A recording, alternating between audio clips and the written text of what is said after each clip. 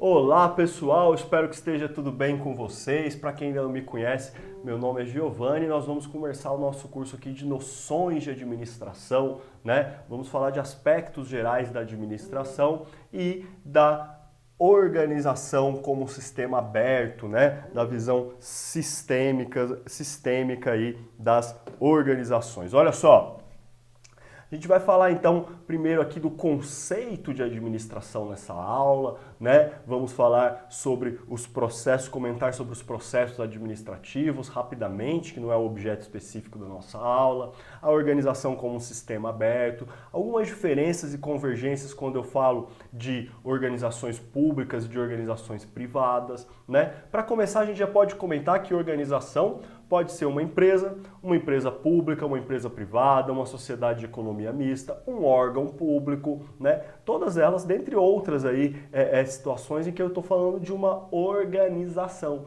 né? Um conjunto de recursos ali que deve ser gerido, administrado para alcançar os seus objetivos. Né? É disso que a gente está falando. Olha o que a Venato, que é um importante autor aí da administração, fala para a gente.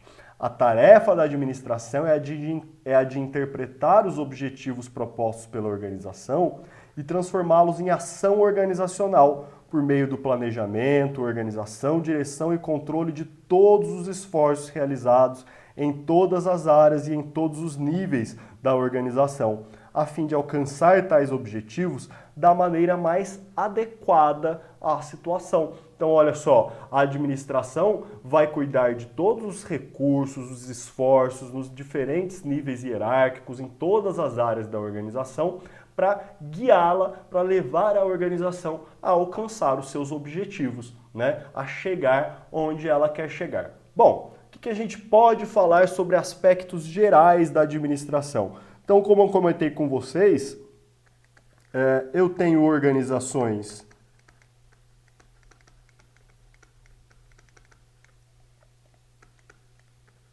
que são públicas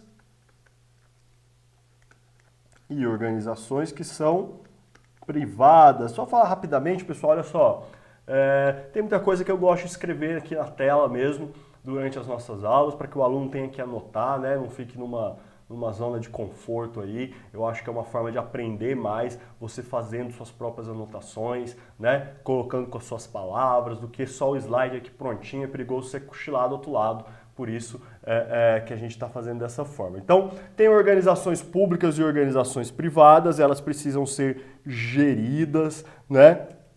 As organizações, para funcionar, gente, elas precisam de uma série de recursos, né? Eu tenho recursos humanos, as pessoas, né? Recursos financeiros, recursos materiais e patrimoniais,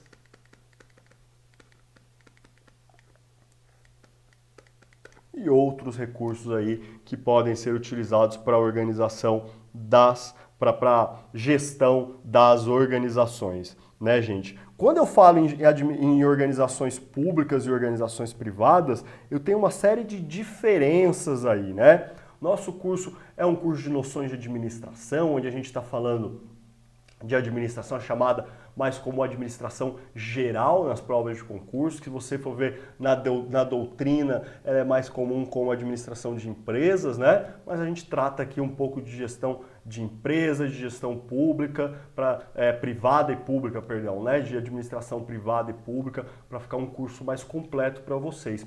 Hoje, na administração pública brasileira, a gente tem aí uma administração pública burocrática e gerencial. Só contar a história rapidinho para que o aluno para que você entenda como a administração pública brasileira funciona hoje.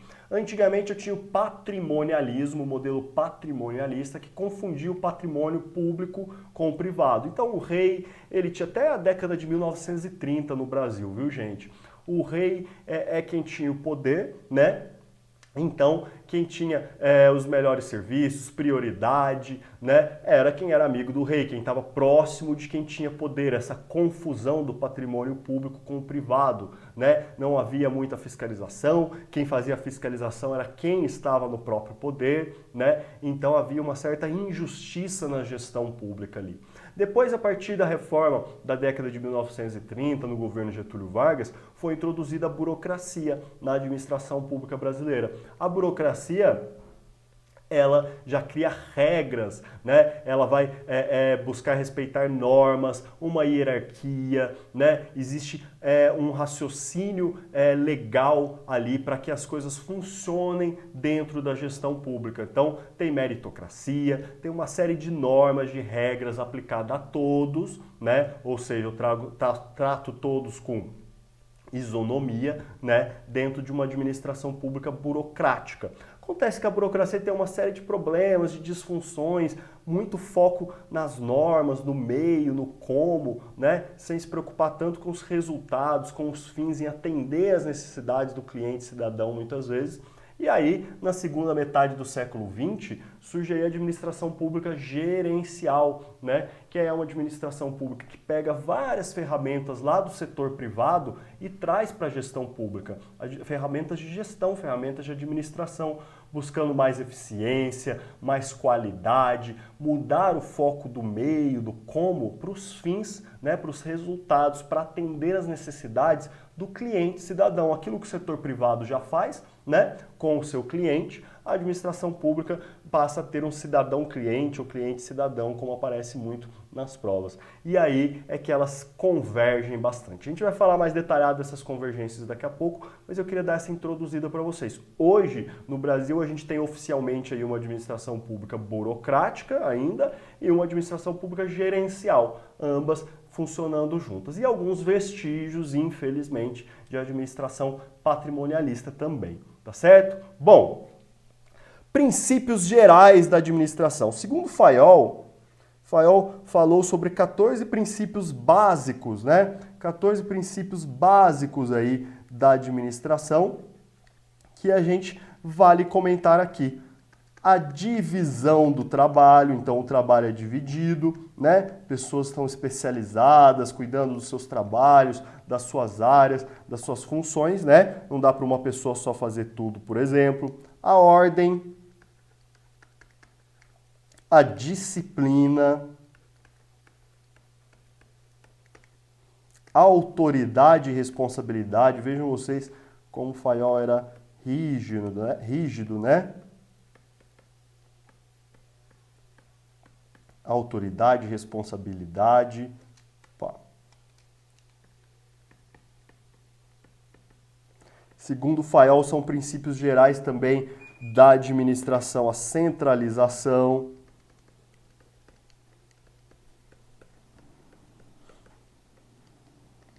a unidade de comando,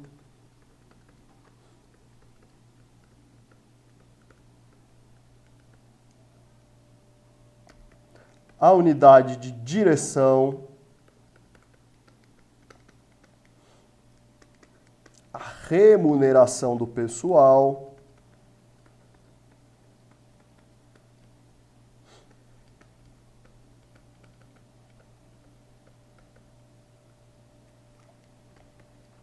a subordinação dos interesses individuais aos interesses gerais.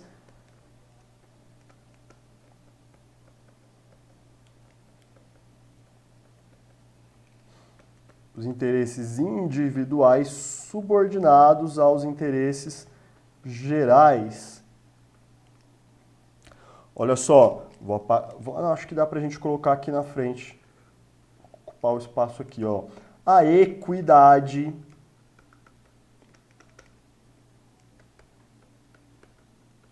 a cadeia escalar, o espírito de equipe,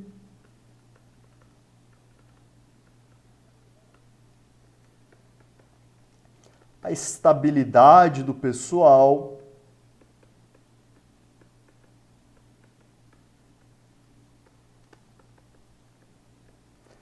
e a iniciativa. Pessoal, eu nem entro muito a fundo em cada um desses princípios aqui para vocês, segundo Fayol, Porque a administração, os estudos da administração já avançaram muito, já foram muito além, muita coisa foi revista, vista de uma forma mais moderna, né? Mais atual hoje. Mas vale comentar porque eles ainda podem aparecer para vocês em prova, né? Ainda é parte de uma teoria importante da administração, por isso vale a gente comentar aqui em aula da existência desses princípios, até para a gente ter essa visão geral aí da administração. Bom, a administração hoje ela é dividida em 4 funções ou 4 processos ou processos principais. Vocês vão achar com essas nomenclaturas.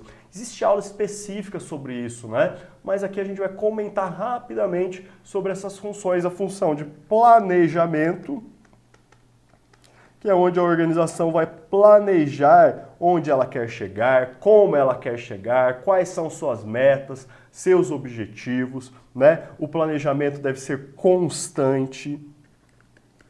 A função de direção, né? Que está ligada a guiar as pessoas, direcionar, liderar as pessoas para os objetivos que a organização quer alcançar. A função de organização, que está ligada à alocação dos recursos, né? A gente comentou agora há pouco sobre os recursos que são necessários para o funcionamento da organização. Então, organizar, alocar os recursos adequadamente. É importante em administração a gente lembrar sempre de uma frase: os recursos são sempre limitados, né? Meu tempo é limitado, meu dinheiro é limitado, as pessoas, eu tenho uma quantidade limitada de mão de obra. Os recursos são sempre limitados. Tudo bem? E o controle, que é o acompanhamento dos resultados, né? Ver aquilo que precisa ser corrigido, modificado, enfim, controlar os resultados, se a organização está funcionando como deveria, está alcançando os objetivos esperados. Bom, quando eu falo em gestão pública e gestão privada, como eu comentei com vocês, hoje a gente tem a chamada administração gerencial. Na administração pública brasileira, né? Eu priorizo a administração gerencial na administração pública brasileira. Eu busca por qualidade na prestação dos serviços públicos, né? Quando é o caso, a gente fala especificamente sobre isso. Excelência. Excelência está ligada a fazer algo da melhor forma possível. Isso é fazer algo com excelência. Perdão. Hoje a administração pública também busca trabalhar com eficiência, eficácia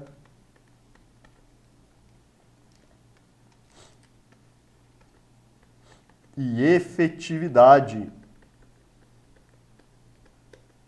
Gente, olha só, resumidamente, eficiência é utilizar os recursos que eu tenho disponíveis da melhor forma possível.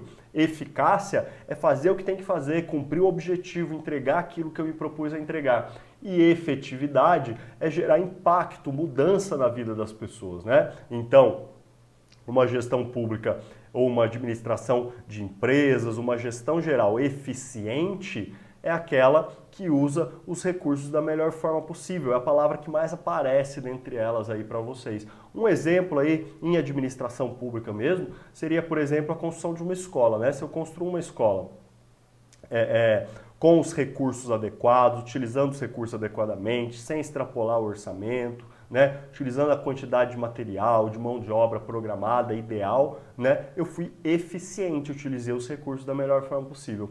Se eu construir a escola, estou falando eu, dando um exemplo, eu como uma prefeitura, por exemplo. Eu construí a escola, entreguei aquilo que eu me comprometi, eu fui eficaz, houve eficácia na minha ação.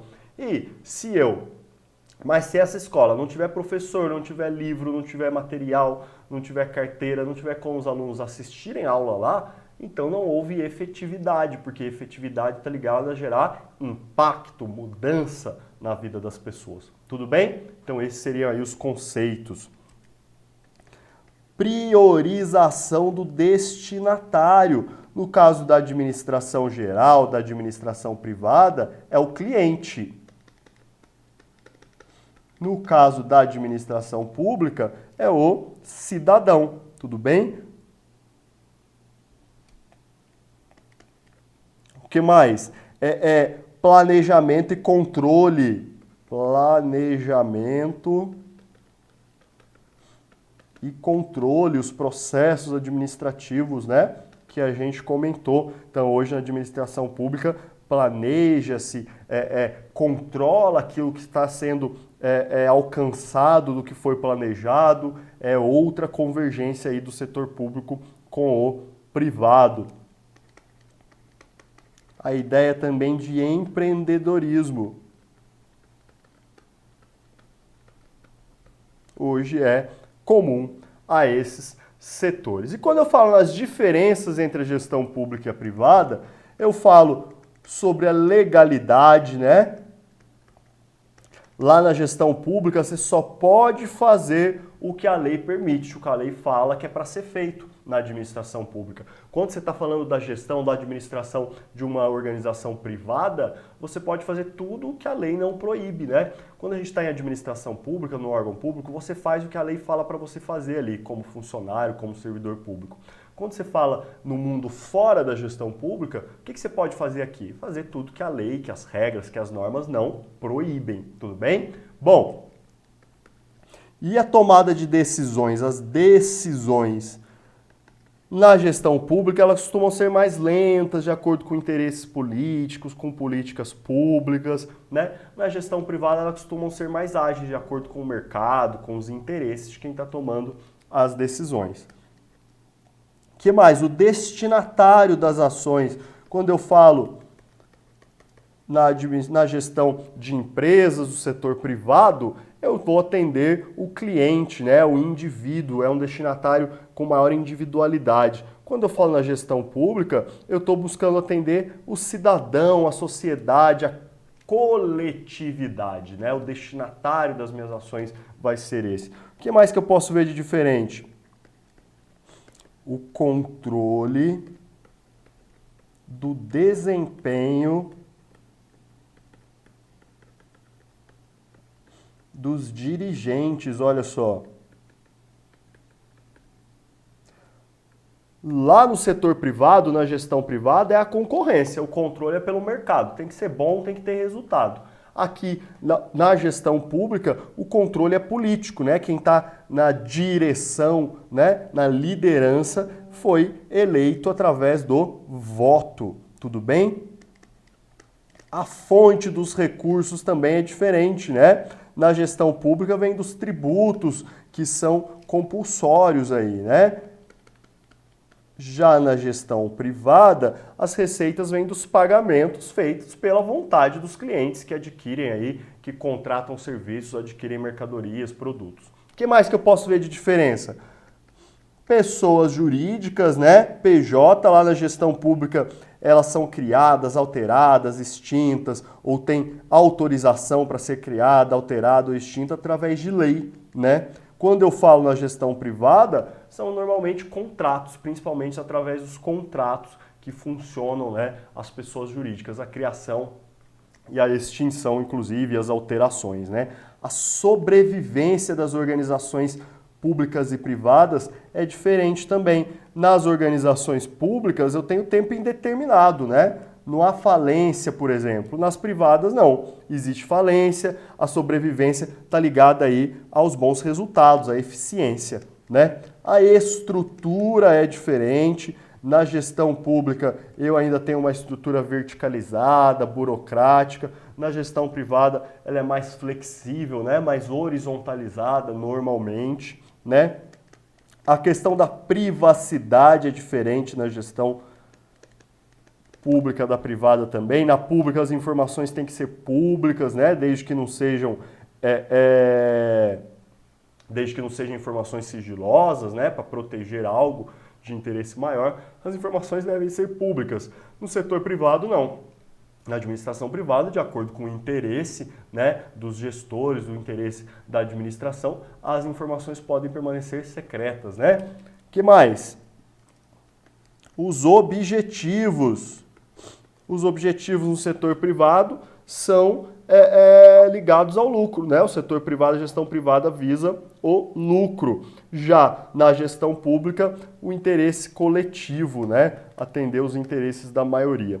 E outras, né? Outras diferenças podem ser possíveis aí, podem aparecer para vocês. Não é um rol exaustivo, é um rol exemplificativo de convergências e diferenças. Bom, olha o que as bancas já falaram sobre isso. É algo que eu gosto de trazer para as aulas, é um trecho. Não vamos resolver nessas aulas teóricas questões não, mas trazer um trecho que já foi citado, importante, que traz uma teoria importante ou que só reforça o conhecimento que a gente acabou de ver em alguma prova de alguma outra banca, de alguma banca. Olha só, o gestor público presta serviços à sociedade em prol do bem comum e o gestor privado está sujeito à venda de produtos e serviços. Maravilha, né? É o que a gente acabou de ver aí e que a ESAF já trouxe uma das suas provas. Bom, os estudos da administração, gente, evoluíram ao longo dos anos, né? Eles foram sendo enriquecidos ou até contestados, alterados, avançaram em outros caminhos. O mundo muda, a sociedade muda, né? E os conceitos aplicados à gestão e administração evoluem, né? Mudam junto.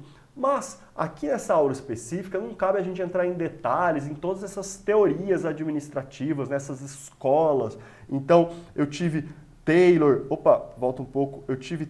Frederick Taylor a princípio com administração científica, administração clássica ou teoria clássica de Fayol, teoria das relações humanas, teoria neoclássica, estruturalista, comportamental, até eu chegar também na teoria dos sistemas. E essa daqui eu destaquei para vocês porque ela é objeto do nosso estudo, né? Organizações vistas como sistemas abertos, como a gente viu ali, que é um assunto da nossa aula, é um assunto cobrado para vocês. Então, olha qual, um sistema, gente, é um todo organizado ou complexo, é uma combinação de coisas ou partes formando um todo complexo ou unitário. Então, um todo que tem partes, tem elementos ou tem personagens que interagem entre si, que trabalham entre si, né, que juntos formam um todo, seja ele unitário ou complexo, é um todo, é um sistema. Um formigueiro é um sistema, o nosso corpo é um sistema, são partes interagindo entre si, né, e funcionando como um todo, como um sistema. Por isso eu posso dizer que a organização também pode ser vista como um conjunto de elementos que interagem e que dependem entre si, certo? Formando então um sistema. Então a organização pode ser vista como um sistema? Pode, é um conjunto de elementos ali que estão interagindo entre si. Eu tenho diferentes pessoas, diferentes departamentos, diferentes teorias, né, funcionando e interagindo dentro de um sistema. Mas quando eu falo nas organizações como um sistema aberto, eu estou me referindo ao fato de que esse sistema interage com elementos externos, né? Com personagens, com elementos, com figuras externas, né? Ao próprio sistema. Então, o governo, quando a gente está falando de uma empresa, por exemplo, né? De uma organização privada, o governo interfere, os clientes, os fornecedores, os concorrentes, a mídia, né? São vários personagens, elementos externos que interagem com as organizações. Por isso elas são vistas como sistemas abertos, né? Então, como eu vi que sistema é um conjunto de elementos, pessoas, organizações, né, que interagem entre si, formando um todo, logo, uma organização vai poder ser considerada um sistema. E quando eu falo na organização como um sistema, aberto, eu estou me referindo ao fato de que essa organização interage com os chamados stakeholders. Essa palavrinha importante, gente, que pode aparecer para vocês em provas. Todas as partes que compõem ou que interagem com a organização são stakeholders, certo? Então, o governo é stakeholder, né? Quando ele cria um tributo, quando ele cria uma lei, uma regra. O A sociedade é um stakeholder das organizações públicas, né? As organizações trabalham para atender a sociedade. Nas organizações privadas eu tenho a concorrência, o concorrente pode ser considerado um stakeholder. Os meus fornecedores, isso em organizações públicas e privadas, são stakeholders. Então, são elementos, são personagens, são figuras, são organizações, pessoas que interagem com a organização, fazendo dela um sistema aberto, que deve entender, né, a melhor forma de trabalhar com seus clientes, sejam eles do setor privado ou com os cidadãos, com a sociedade, né? Tenho que trabalhar com stakeholders tanto no setor público quanto no setor privado. Organizações públicas e privadas têm seus stakeholders aí. Então, concorrente, cliente, fornecedor, governo, né? Ou seja, as organizações recebem um feedback, essa palavrinha em inglês aí que aparece bastante para vocês em prova, que nada mais é do que um retorno, né? Uma retroação do ambiente. Então, esses stakeholders vão dar feedbacks para a organização, retornos, né, para a organização.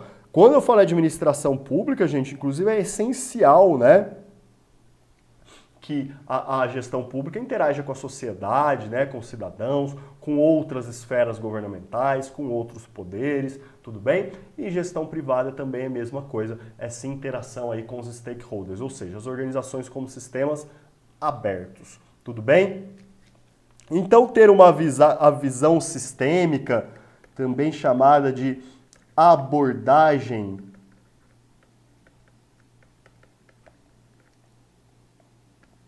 sistêmica, né, é um tema aí que vai aparecer em vários estudos da administração, estudos específicos, quando eu estou falando em gestão da qualidade, quando eu estou falando em gestão de pessoas, em vários momentos, dentre outros momentos aí da administração, vai aparecer essa ideia, esse conceito de visão sistêmica. Olha, olhar para a organização não como um sistema fechado, mas como um sistema aberto, né? Um sistema que interage com outros elementos aí, com os seus stakeholders. Então, eu posso, por exemplo, trouxe só alguns exemplos aqui para vocês, né? Quando eu falo em qualidade, por exemplo, em gestão da qualidade, né? Tem a teoria de Feigenbaum, que fala pra gente sobre Total Quality Control, né? Onde o cliente é protagonista da qualidade, a envolvimento de todos, a visão sistêmica, as pessoas estão envolvidas na gestão da qualidade, né? É um assunto específico de gestão da qualidade, mas essa visão sistêmica, todos envolvidos, pessoas envolvidas, interagindo, né, aí com a qualidade na organização. Eu tenho, quando eu falo, por exemplo, também em gestão de pessoas, tipos de competências, né? Segundo Souza, inclusive, aí, importante autor também falando em qualidade, entre os exemplos de competências está a visão sistêmica. Ter uma visão sistêmica seria uma desejável, né, competência pelas organizações. Tem um decreto também, o decreto 6.932 de 2009, que diz o seguinte: os órgãos e entidades do Poder Executivo Federal vão observar as diretrizes nas relações com o cidadão, seguintes diretrizes nas relações com o cidadão, e aí ele fala lá, atuação integrada e sistêmica na expedição de atestados, certidões, documentos comprobatórios de regularidade. Então, atuação sistêmica.